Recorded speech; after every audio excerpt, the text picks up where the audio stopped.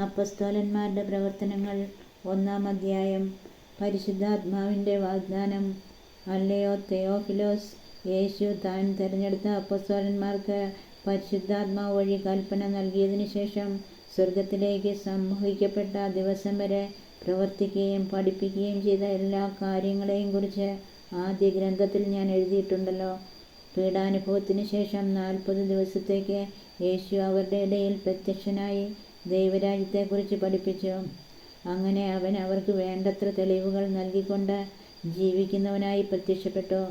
അവൻ അവരോടൊപ്പം ഭക്ഷണത്തിനിരിക്കുമ്പോൾ കൽപ്പിച്ചു, നിങ്ങൾ ജെറുസലേം വിട്ടു പോകരുത്.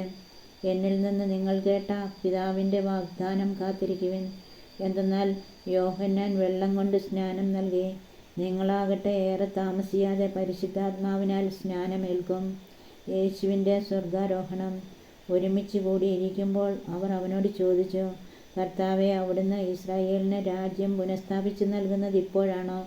അവൻ പറഞ്ഞു, പിതാവ് സ്വന്തം അധികാരത്താൽ നിശ്ചയിച്ചുറപ്പിച്ചിട്ടുള്ള സമയമോ കാലമോ നിങ്ങൾ അറിയേണ്ട കാര്യമല്ല. എന്നാൽ പരിശുദ്ധാത്മാവ് നിങ്ങളുടെ മേൽ വന്നു കഴിയുമ്പോൾ നിങ്ങൾ ശക്തി പ്രാപിക്കും. ജെറുസലമിലും യൂദയ മുഴുവനിലും സമരിയായിലും ഭൂമിയുടെ അതിർത്തികൾ വരെയും നിങ്ങൾ എനിക്ക് സാക്ഷികളായിരിക്കുകയും ചെയ്യും. ഇത് പറഞ്ഞു കഴിഞ്ഞപ്പോൾ അവർ നോക്കി നിൽക്കെ അവൻ ഉന്നതങ്ങളിലേക്ക് സംവഹിക്കപ്പെട്ടു. ഒരു മേഘം വന്ന് അവനെ അവരുടെ ദൃഷ്ടിയിൽ നിന്ന് മറച്ചു. അവൻ ആകാശത്തിലേക്ക് പോകുന്നത് അവർ നോക്കി നിൽക്കുമ്പോൾ വെള്ള വസ്ത്രം ധരിച്ച 2 പേർ അവരുടെ മുൻപിൽ പ്രത്യക്ഷപ്പെട്ട് പറഞ്ഞു, അല്ലയോ ഗലീലിയരെ, നിങ്ങൾ ആകാശത്തിലേക്ക് നോക്കി നിൽക്കുന്നതെന്ത്? നിങ്ങളിൽ നിന്ന് സ്വർഗത്തിലേക്ക് സംവഹിക്കപ്പെട്ട യേശു സ്വർഗത്തിലേക്ക് പോകുന്നതായി നിങ്ങൾ കണ്ടതുപോലെ തന്നെ തിരിച്ചു വരും. മത്തിയാസ്. അവർ ഒലിവുമലയിൽ നിന്ന് ജെറുസലമിലേക്ക് മടങ്ങിപ്പോയി. ഇവ തമ്മിൽ ഒരു സാബത്ത് ദിവസത്തെ യാത്രാദൂരമാണുള്ളത്. അവർ പട്ടണത്തിലെത്തി തങ്ങൾ താമസിച്ചിരുന്ന വീടിൻ്റെ മുകളിലത്തെ നിലയിലുള്ള മുറിയിൽ ചെന്നു. അവർ പത്രോസ്, യോഹന്നാൻ, യാക്കോബ്, അന്ത്രയോസ്, പീലിപ്പോസ്, തോമസ്, ബർത്തലോമിയോ, മത്തായി, ഹൽപ്പയുടെ പുത്രനായ യാക്കോബ്, തീവ്രവാദിയായ ശിമയോൻ, യാക്കോബിൻ്റെ പുത്രനായ യൂദാസ് എന്നിവരായിരുന്നു. ഇവർ ഏക മനസ്സോടെ യേശുവിൻ്റെ അമ്മയായ മറിയത്തോടും മറ്റു സ്ത്രീകളോടും അവൻ്റെ സഹോദരരോടുമൊപ്പം പ്രാർത്ഥനയിൽ മുഴുകിയിരുന്നു. അന്നൊരു ദിവസം 120ഓളം സഹോദരർ സമ്മേളിച്ചിരിക്കെ പത്രോസ് അവരുടെ മധ്യേ എഴുന്നേറ്റ് നിന്ന് പ്രസ്താവിച്ചു, സഹോദരരെ, യേശുവിനെ പിടിക്കാൻ വന്നവർക്ക് നേതൃത്വം നൽകിയ യൂദാസിനെക്കുറിച്ച് ദാവീദ് വഴി പരിശുദ്ധാത്മാവ് അരുളിച്ചെയ്ത വചനം പൂർത്തിയാകേണ്ടിയിരുന്നു. അവൻ നമ്മിൽ ഒരുവനായി എണ്ണപ്പെടുകയും ഈ ശുശ്രൂഷയിൽ അവന് ഭാഗഭാഗിത്വം ലഭിക്കുകയും ചെയ്തിരുന്നു. എന്നാൽ അവൻ തൻ്റെ ദുഷ്കർമ്മത്തിൻ്റെ പ്രതിഫലം കൊണ്ട് ഒരു പറമ്പ് വാങ്ങി. അവൻ തലകുത്തി വീണു. ഉദരം പിളർന്ന് അവൻ്റെ കുടലെല്ലാം പുറത്തു ചാടി. ജെറുസലേം നിവാസികൾക്കെല്ലാം ഈ വിവരം അറിയാം. ആ സ്ഥലം അവരുടെ ഭാഷയിൽ രക്തത്തിൻ്റെ വയലെന്നർത്ഥമുള്ള ഹക്കൽദമ എന്ന് വിളിക്കപ്പെട്ടു. അവൻ്റെ ഭവനം ശൂന്യമായി തീരട്ടെ, ആരും അതിൽ വസിക്കാതിരിക്കട്ടെ എന്നും അവൻ്റെ ശുശ്രൂഷയുടെ സ്ഥാനം മറ്റൊരുവൻ ഏറ്റെടുക്കട്ടെ എന്നും സങ്കീർത്തന പുസ്തകത്തിൽ എഴുതപ്പെട്ടിരിക്കുന്നു. അതിനാൽ കർത്താവായ യേശുവിൻ്റെ പുനരുത്ഥാനത്തിന് ഒരാൾ ഞങ്ങളോടൊപ്പം സാക്ഷിയായിരിക്കണം. യോഹന്നാൻ്റെ സ്നാനം മുതൽ നമ്മിൽ നിന്ന് ഉന്നതങ്ങളിലേക്ക് സംവഹിക്കപ്പെട്ട നാൾ വരെ യേശു നമ്മോടൊപ്പം സഞ്ചരിച്ചിരുന്ന കാലം മുഴുവനും നമ്മുടെ കൂടെ ഉണ്ടായിരുന്നവരിൽ ഒരുവനായിരിക്കണം അവൻ. അവർ ബാർസബാസ് എന്ന് വിളിക്കപ്പെട്ടിരുന്ന ജോസഫ്, മത്തിയാസ് എന്നീ 2 പേരെ നിർദ്ദേശിച്ചു. ജോസഫിന് യുസ്തോസ് എന്നും പേരുണ്ടായിരുന്നു. അവർ പ്രാർത്ഥിച്ചു, കർത്താവേ, എല്ലാ മനുഷ്യരുടെയും ഹൃദയങ്ങളങ്ങ് അറിയുന്നുവല്ലോ. യൂദാസ് താൻ അർഹിച്ചിരുന്നിടത്തേക്ക് പോകാൻ വേണ്ടി ഉപേക്ഷിച്ച അപ്പസ്തോല സ്ഥാനവും ശുശ്രൂഷ പദവിയും സ്വീകരിക്കാൻ ഈ 2 ആരെയാണങ്ങ് തിരഞ്ഞെടുത്തിരിക്കുന്നതെന്ന് വ്യക്തമാക്കണമേ. പിന്നെ അവർ കുറിയിട്ടു. മത്തിയാസിന് കുറി വീണു. 11 അപ്പസ്തോലന്മാരോടുകൂടെ അവൻ എണ്ണപ്പെടുകയും ചെയ്തു. അധ്യായം 2. പരിശുദ്ധാത്മാവിൻ്റെ ആഗമനം. പന്തക്കുസ്താ ദിനം സമാഗതമായപ്പോൾ അവരെല്ലാവരും ഒരുമിച്ച് കൂടിയിരിക്കുകയായിരുന്നു. കൊടുങ്കാറ്റടിക്കുന്നത് പോലുള്ള ഒരു ശബ്ദം പെട്ടെന്ന് ആകാശത്തു നിന്നുണ്ടായി. അത് അവർ സമ്മേളിച്ചിരുന്ന വീട് മുഴുവൻ നിറഞ്ഞു. അഗ്നിജ്വാലകൾ പോലുള്ള നാവുകൾ തങ്ങൾ ഓരോരുത്തരുടെയും മേൽ വന്നു നിൽക്കുന്നതായി അവർ കണ്ടു. അവരെല്ലാവരും പരിശുദ്ധാത്മാവിനാൽ നിറഞ്ഞു. ആത്മാവ് കൊടുത്ത ഭാഷണവരമനുസരിച്ച് അവർ വിവിധ ഭാഷകളിൽ സംസാരിക്കാൻ തുടങ്ങി. ആകാശത്തിൻ കീഴിലുള്ള സകല ജനപദങ്ങളിൽ നിന്ന് വന്ന ഭക്തരായ യഹൂദർ ജെറുസലമിലുണ്ടായിരുന്നു. ആരവമുണ്ടായപ്പോൾ ജനം ഒരുമിച്ച് കൂടുകയും തങ്ങൾ ഓരോരുത്തരുടെയും ഭാഷകളിൽ അപ്പസ്തോലന്മാർ സംസാരിക്കുന്നത് കേട്ട് അത്ഭുതപ്പെടുകയും ചെയ്തു. അവർ വിസ്മയഭരിതരായി പറഞ്ഞു, ഈ സംസാരിക്കുന്നവരെല്ലാവരും ഗലീലിയരല്ലേ? നാം എല്ലാവരും താങ്കളുടെ മാതൃഭാഷയിൽ ശ്രവിക്കുന്നതെങ്ങനെ? പാർത്തിയക്കാരും മേദിയക്കാരും എലാമ്യക്കാരും മെസൊപ്പൊട്ടേമിയൻ നിവാസികളും യൂദയായിലും കപ്പദോക്യയിലും പോന്തസിലും ഏഷ്യയിലും താമസിക്കുന്നവരും ഫ്രീജിയയിലും പാംഫിലിയയിലും ഈജിപ്തിലും കിറേനയുടെ ലിബിയ പ്രദേശങ്ങളിലും നിവസിക്കുന്നവരും റോമായിൽ നിന്നുള്ള സന്ദർശകരും യഹൂദരും യഹൂദമതം സ്വീകരിച്ചവരും ക്രേത്യരും അറേബ്യരുമായ നാമെല്ലാം ദൈവത്തിൻ്റെ അത്ഭുത പ്രവൃത്തികൾ അവർ വിവരിക്കുന്നത് നമ്മുടെ മാതൃഭാഷകളിൽ കേൾക്കുന്നല്ലോ. ഇതിൻ്റെയെല്ലാം അർത്ഥം എന്തെന്ന് പരസ്പരം ചോദിച്ചുകൊണ്ട് എല്ലാവരും വിസ്മയിക്കുകയും പരിഭ്രമിക്കുകയും ചെയ്തു. എന്നാൽ മറ്റു ചിലർ പരിഹസിച്ച് പറഞ്ഞു, പുതുവീഞ്ഞ് കുടിച്ച് അവർക്ക് ലഹരി പിടിച്ചിരിക്കുകയാണ്. പത്രോസിൻ്റെ പ്രസംഗം. എന്നാൽ പത്രോസ് മറ്റ് 11 പേരോടുമൊപ്പം എഴുന്നേറ്റ് നിന്ന് ഉച്ചസ്വരത്തിൽ അവരോട് പറഞ്ഞു, യഹൂദ ജനങ്ങളെ, ജെറുസലമിൽ വസിക്കുന്നവരെ, ഇത് മനസ്സിലാക്കുവിൻ. എൻ്റെ വാക്കുകൾ ശ്രദ്ധിക്കുവിൻ. നിങ്ങൾ വിചാരിക്കുന്നത് പോലെ ഇവർ ലഹരി പിടിച്ചവരല്ല. കാരണം ഇപ്പോൾ ദിവസത്തിൻ്റെ 3-ാം മണിക്കൂറല്ലേ ആയിട്ടുള്ളൂ. മറിച്ച് ജോയേൽ പ്രവാചകൻ പറഞ്ഞതാണിത്. ദൈവം അരുളിച്ചെയ്യുന്നു, അവസാന ദിവസങ്ങളിൽ എല്ലാ മനുഷ്യരുടെയും മേൽ എൻ്റെ ആത്മാവിനെ ഞാൻ വർഷിക്കും. നിങ്ങളുടെ പുത്രന്മാരും പുത്രിമാരും പ്രവചിക്കും. നിങ്ങളുടെ യുവാക്കൾക്ക് ദർശനങ്ങൾ ഉണ്ടാകും. നിങ്ങളുടെ വൃദ്ധന്മാർ സ്വപ്നങ്ങൾ കാണും. എൻ്റെ ദാസന്മാരുടെയും ദാസികളുടെയും മേൽ ഞാൻ എൻ്റെ ആത്മാവിനെ വർഷിക്കും. അവർ പ്രവചിക്കുകയും ചെയ്യും. ആകാശത്തിൽ അത്ഭുതങ്ങളും ഭൂമിയിൽ അടയാളങ്ങളും ഞാൻ കാണിക്കും. രക്തവും അഗ്നിയും ധൂമപടലവും. കർത്താവിൻ്റെ മഹനീയവും പ്രകാശപൂർണവുമായ ദിനം വരുന്നതിന് മുൻപ് സൂര്യൻ അന്ധകാരമായും ചന്ദ്രൻ രക്തമായും മാറും. കർത്താവിൻ്റെ നാമം വിളിച്ചപേക്ഷിക്കുന്നവർ രക്ഷ പ്രാപിക്കും. ഇസ്രായേൽ ജനങ്ങളെ, ഈ വാക്കുകൾ കേൾക്കുവിൻ. നിങ്ങൾക്കറിയാവുന്നതുപോലെ ദൈവം നസ്രായനായ യേശുവിനെ താൻ അവൻ വഴി നിങ്ങളുടെ ഇടയിൽ പ്രവർത്തിച്ച മഹത്തായ കാര്യങ്ങൾ കൊണ്ടും തൻ്റെ അത്ഭുത കൃത്യങ്ങളും അടയാളങ്ങളും കൊണ്ടും നിങ്ങൾക്ക് സാക്ഷ്യപ്പെടുത്തി തന്നു. അവൻ ദൈവത്തിൻ്റെ നിശ്ചിത പദ്ധതിയും പൂർവ്വജ്ഞാനവുമനുസരിച്ച് നിങ്ങളുടെ കൈകളിൽ ഏൽപ്പിക്കപ്പെട്ടു. അധർമ്മികളുടെ കൈകളാൽ അവനെ നിങ്ങൾ കുരിശിൽ തറച്ചു കൊന്നു. എന്നാൽ ദൈവം അവനെ മൃത്യുപാശത്തിൽ നിന്ന് വിമുക്തനാക്കി ഉയർപ്പിച്ചു. കാരണം അവൻ മരണത്തിൻ്റെ പിടിയിൽ കഴിയുക അസാധ്യമായിരുന്നു. ദാവീദ് അവനെക്കുറിച്ച് പറഞ്ഞിരിക്കുന്നു, ഞാൻ കർത്താവിനെ എപ്പോഴും കൺമുൻപിൽ ദർശിച്ചിരുന്നു. ഞാൻ പതറിപ്പോകാതിരിക്കാൻ അവിടുന്ന് എൻ്റെ വലതുവശത്തുണ്ട്. എൻ്റെ ഹൃദയം സന്തോഷിച്ചു, എൻ്റെ നാവ് സ്തോത്രം ആലപിച്ചു. എൻ്റെ ശരീരം പ്രത്യാശയിൽ നിവസിക്കും. എന്തെന്നാൽ എൻ്റെ ആത്മാവിനെ അവിടുന്ന് പാതാളത്തിൽ ഉപേക്ഷിക്കുകയില്ല. അവിടുത്തെ പരിശുദ്ധൻ ജീർണിക്കാൻ അവിടുന്ന് അനുവദിക്കുകയുമില്ല. ജീവൻ്റെ വഴികൾ അവിടുന്ന് എനിക്ക് കാണിച്ചു തന്നു. തൻ്റെ സാന്നിധ്യത്താൽ അവിടുന്ന് എന്നെ സന്തോഷഭരിതനാക്കും. സഹോദരരെ, ഗോത്രപിതാവായ ദാവീദിനെക്കുറിച്ച് നിങ്ങളോട് ഞാൻ വ്യക്തമായി പറഞ്ഞുകൊള്ളട്ടെ. അവൻ മരിക്കുകയും സംസ്കരിക്കപ്പെടുകയും ചെയ്തു.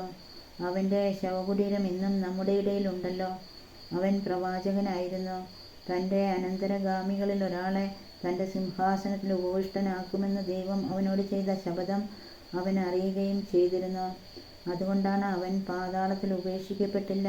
അവൻ്റെ ശരീരം ജീർണിക്കാൻ ഇടയായതുമില്ല എന്ന് ക്രിസ്തുവിൻ്റെ പുനരുദ്ധാനത്തെ മുൻകൂട്ടി ദർശിച്ചുകൊണ്ട് അവൻ പറഞ്ഞത്.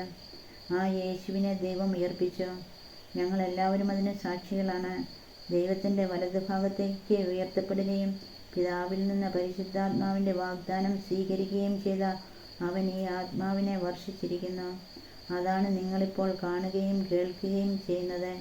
ദാവീദ് സ്വർഗത്തിലേക്ക് ആരോഹണം ചെയ്തില്ല. എങ്കിലും അവൻ പറയുന്നു, കർത്താവ് എൻ്റെ കർത്താവിനോട് പറഞ്ഞു, ഞാൻ നിൻ്റെ ശത്രുക്കളെ നിൻ്റെ പാദപീഠമാക്കുവോളം നീ എൻ്റെ വലതുഭാഗത്ത് ഉപവിഷ്ടനാകുക.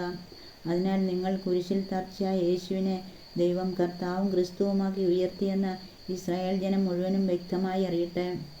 ആദ്യ ക്രൈസ്തവ സമൂഹം ഇത് കേട്ടപ്പോൾ അവർ ഹൃദയം നുറുങ്ങി പത്രോസിനോടും മറ്റ് അപ്പസ്തോലന്മാരോടും ചോദിച്ചു, സഹോദരന്മാരെ, ഞങ്ങൾ എന്താണ് ചെയ്യേണ്ടത്? പത്രോസ് പറഞ്ഞു, നിങ്ങൾ പശ്ചാത്തപിക്കുവിൻ.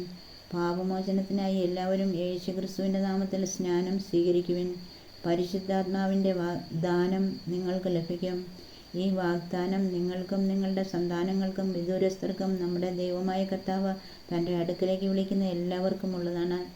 അവൻ മറ്റു പല വചനങ്ങളാലും അവർക്ക് സാക്ഷ്യം നൽകുകയും ഈ ദുഷിച്ച തലമുറയിൽ നിന്ന് നിങ്ങളെ തന്നെ രക്ഷിക്കുവിനെന്ന് ഉപദേശിക്കുകയും ചെയ്തു. അവൻ്റെ വചനം ശ്രവിച്ചവർ സ്നാനം സ്വീകരിച്ചു. ആ ദിവസം തന്നെ 3000-ഓളം ആളുകൾ അവരോട് ചേർന്നു. അവർ അപ്പൊസ്തലന്മാരുടെ പ്രബോധനം, കൂട്ടായ്മ, അപ്പം മുറിക്കൽ, പ്രാർത്ഥന എന്നിവയിൽ സദാ താൽപര്യപൂർവ്വം പങ്കുചേർന്നു. എല്ലാവരിലും ഭീതി ഉളവായി. അപ്പൊസ്തലന്മാർ വഴി പല അത്ഭുതങ്ങളും അടയാളങ്ങളും സംഭവിച്ചു. വിശ്വസിച്ചവർ എല്ലാവരും ഒറ്റ സമൂഹമാവുകയും തങ്ങൾക്കുണ്ടായിരുന്നതെല്ലാം പൊതുവായി കരുതുകയും ചെയ്തു. അവർ തങ്ങളുടെ സ്വത്തുക്കളും വസ്തുവകകളും വിറ്റ് ആവശ്യാനുസരണം എല്ലാവർക്കുമായി വീതിച്ചു. അവർ ഏക മനസ്സോടെ താൽപര്യപൂർവ്വം അനുദിനം ദേവാലയത്തിൽ ഒന്നിച്ചുകൂടുകയും ഭവനം തോറും അപ്പം മുറിക്കുകയും ഹൃദയലാളിത്യത്തോടും ആഹ്ലാദത്തോടും കൂടെ ഭക്ഷണത്തിൽ പങ്കുചേരുകയും ചെയ്തിരുന്നു. അവർ ദൈവത്തെ സ്തുതിക്കുകയും എല്ലാ മനുഷ്യരുടെയും സംപ്രീതിക്ക് പാത്രമാവുകയും ചെയ്തു. രക്ഷ പ്രാപിക്കുന്നവരെ കർത്താവ് അവരുടെ ഗണത്തിൽ പ്രതിദിനം ചേർത്തുകൊണ്ടിരുന്നു. അധ്യായം 3. മുടന്തന് സൗഖ്യം. ഒരു ദിവസം 9-ാം മണിക്കൂറിലെ പ്രാർത്ഥനയ്ക്ക് പത്രോസും യോഹന്നാനും ദേവാലയത്തിലേക്ക് പോവുകയായിരുന്നു. ജന്മനാ മുടന്തനായ ഒരാളെ എടുത്തുകൊണ്ട് ചിലർ അവിടെ എത്തി. ദേവാലയത്തിൽ പ്രവേശിക്കുന്നവരോട് ഭിക്ഷയാചിക്കാനായി സുന്ദരകവാടമെന്ന് വിളിക്കപ്പെടുന്ന ദേവാലയവാതിൽക്കൽ അവനെ കിടത്തുക പതിവായിരുന്നു. പത്രോസും യോഹന്നാനും ദേവാലയത്തിലേക്ക് പ്രവേശിക്കുന്നത് കണ്ട് അവൻ അവരോട് ഭിക്ഷയാചിച്ചു. പത്രോസ് യോഹന്നാനോടൊപ്പം അവനെ സൂക്ഷിച്ചു നോക്കിക്കൊണ്ട് പറഞ്ഞു, ഞങ്ങളുടെ നേരെ നോക്കുക. അവരുടെ പക്കൽ നിന്ന് എന്തെങ്കിലും കിട്ടുമെന്ന് പ്രതീക്ഷിച്ച് അവൻ അവരെ നോക്കി. പത്രോസ് പറഞ്ഞു, വെള്ളിയോ സ്വർണമോ എൻ്റെ കയ്യിലില്ല.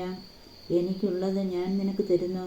നസ്രായനായ യേശുക്രിസ്തുവിൻ്റെ നാമത്തിൽ എഴുന്നേറ്റ് നടക്കുക. പത്രോസ് വലതു കൈക്ക് പിടിച്ച് അവനെ എഴുന്നേൽപ്പിച്ചു. ഉടൻ തന്നെ അവൻ്റെ പാദങ്ങളും കണങ്കാലുകളും ബലം പ്രാപിച്ചു. അവൻ ചാടി എഴുന്നേറ്റ് നടന്നും കുതിച്ചു ചാടിയും ദൈവത്തെ സ്തുതിച്ചും കൊണ്ട് അവൻ അവരോടൊപ്പം ദേവാലയത്തിൽ പ്രവേശിച്ചു. അവൻ നടക്കുന്നതും ദൈവത്തെ സ്തുതിക്കുന്നതും ജനമെല്ലാം കണ്ടു. ദേവാലയത്തിൻ്റെ സുന്ദര കവാടത്തിങ്കൽ ഭിക്ഷ യാചിച്ചു കൊണ്ടിരുന്നവനാണ് അവനെന്നും മനസ്സിലാക്കി അവന് സംഭവിച്ച കാര്യത്തെക്കുറിച്ച് അവർ അത്ഭുത സ്തബ്ധരായി. പത്രോസിൻ്റെ പ്രസംഗം. അവൻ പത്രോസിനെയും യോഹന്നാനെയും വിട്ടുമാറാതെ നിൽക്കുന്നത് കണ്ടപ്പോൾ എല്ലാവരും ആശ്ചര്യപ്പെട്ട് സോളമൻ്റെ മണ്ഡപത്തിൽ അവരുടെ അടുത്ത് ഓടിക്കൂടി. ഇത് കണ്ട് പത്രോസ് അവരോട് പറഞ്ഞു, ഇസ്രായേൽ ജനമേ, നിങ്ങൾ എന്തിന് ഇതിൽ അത്ഭുതപ്പെടുന്നു? ഞങ്ങൾ സ്വന്തം ശക്തിയോ സുഹൃതമോ കൊണ്ട് ഇവന് നടക്കാൻ കഴിവ് കൊടുത്തു എന്ന മട്ടിൽ ഞങ്ങളെ സൂക്ഷിച്ചു നോക്കുന്നതെന്തിന്? അബ്രാഹത്തിൻ്റെയും ഇസ്ഹാക്കിൻ്റെയും യാക്കോബിൻ്റെയും ദൈവം, നമ്മുടെ പിതാക്കന്മാരുടെ ദൈവം തൻ്റെ ദാസനായ യേശുവിനെ മഹത്വപ്പെടുത്തിയിരിക്കുന്നു. നിങ്ങളവനെ ഏൽപ്പിച്ചു കൊടുത്തു. പീലാത്തോസ് അവനെ വിട്ടയക്കാൻ തീരുമാനിച്ചിട്ടും അവൻ്റെ മുൻപിൽ വെച്ച് നിങ്ങളവനെ തള്ളിപ്പറഞ്ഞു. പരിശുദ്ധനും നീതിമാനുമായ അവനെ നിങ്ങൾ നിരാകരിച്ചു. പകരം ഒരു കൊലപാതകിയെ വിട്ടുകിട്ടാൻ അപേക്ഷിച്ചു. ജീവൻ്റെ നാഥനെ നിങ്ങൾ വധിച്ചു. എന്നാൽ ദൈവം അവനെ മരിച്ചവരിൽ നിന്ന് ഉയർപ്പിച്ചു. അതിന് ഞങ്ങൾ സാക്ഷികളാണ്. അവൻ്റെ നാമത്തിലുള്ള വിശ്വാസം മൂലം അവൻ്റെ നാമമാണ് നിങ്ങൾ കാണുകയും അറിയുകയും ചെയ്യുന്ന ഈ മനുഷ്യനെ സുഖപ്പെടുത്തിയത്. അവനിലുള്ള വിശ്വാസമാണ് നിങ്ങളുടെ മുൻപിൽ വെച്ച് ഈ മനുഷ്യന് പൂർണ്ണ ആരോഗ്യം പ്രദാനം ചെയ്തത്. സഹോദരരെ, നിങ്ങളുടെ നേതാക്കളെപ്പോലെ തന്നെ നിങ്ങളും അജ്ഞത മൂലമാണ് ഇങ്ങനെ പ്രവർത്തിച്ചതെന്ന് എനിക്കറിയാം. എന്നാൽ തൻ്റെ അഭിഷിക്തൻ ഇവയെല്ലാം സഹിക്കണമെന്ന് പ്രവാചകന്മാർ വഴി ദൈവം മുൻകൂട്ടി അരുളിച്ചെയ്തത് അവിടുന്ന് ഇങ്ങനെ പൂർത്തിയാക്കി. അതിനാൽ നിങ്ങളുടെ പാപങ്ങൾ മായ്ച്ചു കളയാൻ പശ്ചാത്തപിച്ച് ദൈവത്തിലേക്ക് തിരിയുവിൻ. നിങ്ങൾക്ക് കർത്താവിൻ്റെ സന്നിധിയിൽ നിന്ന് സമാശ്വാസത്തിൻ്റെ കാലം വന്നെത്തുകയും നിങ്ങൾക്ക് വേണ്ടി ക്രിസ്തുവായി നിശ്ചയിക്കപ്പെട്ടിരിക്കുന്ന യേശുവിനെ അവിടുന്ന് അയക്കുകയും ചെയ്യും. ആദ്യം മുതൽ തൻ്റെ വിശുദ്ധ പ്രവാചകന്മാർ വഴി ദൈവം അരുളിച്ചെയ്തതുപോലെ സകലത്തിൻ്റെയും പുനഃസ്ഥാപന കാലം വരെ സ്വർഗം അവനെ സ്വീകരിക്കേണ്ടിയിരിക്കുന്നു. മോശെ ഇപ്രകാരം പറഞ്ഞു, ദൈവമായ കർത്താവ് നിങ്ങൾക്കായി നിങ്ങളുടെ സഹോദരന്മാരുടെ ഇടയിൽ നിന്ന് എന്നെപ്പോലെ ഒരു പ്രവാചകനെ ഉയർത്തും. അവൻ നിങ്ങളോട് പറയുന്നതെല്ലാം നിങ്ങൾ കേൾക്കണം. ആ പ്രവാചകൻ്റെ വാക്ക് കേൾക്കാത്തവരെല്ലാം ജനത്തിൻ്റെ ഇടയിൽ നിന്ന് പൂർണ്ണമായി വിച്ഛേദിക്കപ്പെടും. സാമൂലും തുടർന്നു വന്ന പ്രവാചകന്മാരെല്ലാവരും ഈ ദിവസങ്ങളെപ്പറ്റി പ്രഖ്യാപിച്ചിട്ടുണ്ട്. നിങ്ങൾ പ്രവാചകന്മാരുടെയും നമ്മുടെ പിതാക്കന്മാരോട് ദൈവം ചെയ്ത ഉടമ്പടിയുടെയും സന്തതികളാണ്. അവിടുന്ന് അബ്രാഹത്തോട് അരുളിച്ചെയ്തു, ഭൂമിയിലെ എല്ലാ കുടുംബങ്ങളും നിന്റെ സന്തതി വഴി അനുഗ്രഹീതമാകും. ദൈവം തൻ്റെ ദാസനെ ഉയർപ്പിച്ച് ആദ്യം നിങ്ങളുടെ അടുക്കലേക്കാണ് നിയോഗിച്ചത്. നിങ്ങൾ ഓരോരുത്തരെയും ദുഷ്ടതയിൽ നിന്ന് പിന്തിരിപ്പിച്ച് അനുഗ്രഹിക്കാൻ വേണ്ടിയാണ് അത്.